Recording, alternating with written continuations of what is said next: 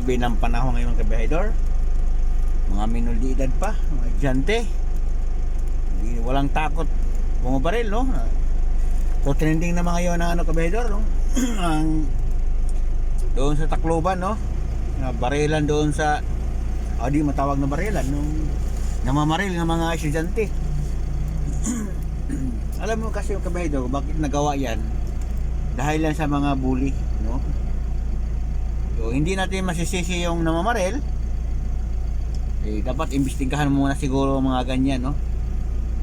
Saka tama yung ano, dapat ibaba na talaga yung ano, makukulong, no?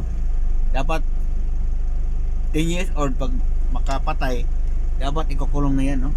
Hindi na dapat sabihin na minor de edad mga ganyan, no?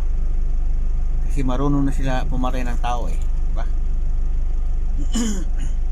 At saka hindi rin natin masisisi siguro yung ano, bumaril. Baka naman yung mga biktima talagang medyo pasaway din, no? Hilig mambuli, kaya nirespakan sila ng nagdala ng baril, no? Hindi natin alam, no? Kasi ngayon mahirap maghuhusgahan natin yung ang namaril, no? Mahirap husgahan kasi nagawa nila yon, mayroon silang dahilan, di ba? Hindi natin alam, baka hindi nila kaya ang pagbubuli ng mga classmate nila doon, di ba? Parang napupuno na sila, kaya nakakita sila ng baril, binarin lang nila, no? Kaya dapat siguro responsibilidad ito ng paaralan, no? Dapat sana bantayan ang mga estudyante nga walang mangbubuli. Kasi yung bully kasi, pag inaapi mo yung kapwa estudyante, pag paulit-ulit yun nga inaapi, pag mapuno yun, gagawa talaga ng krimen yan, diba? Hindi natin alam, baka binubuli yung nakabaril, diba? Nung namamaril, diba? Hindi natin alam, baka ilan beses na siya binubuli sa mga namatay, diba? Hindi natin alam. So mas maganda siguro tutukan ng eskwelahan kung paano mabantayan ang mga estudyante nga walang mangbubuli talaga, at saka mabantayan din nga walang gaya ng nagdala ang mga estudyante ng baril, no?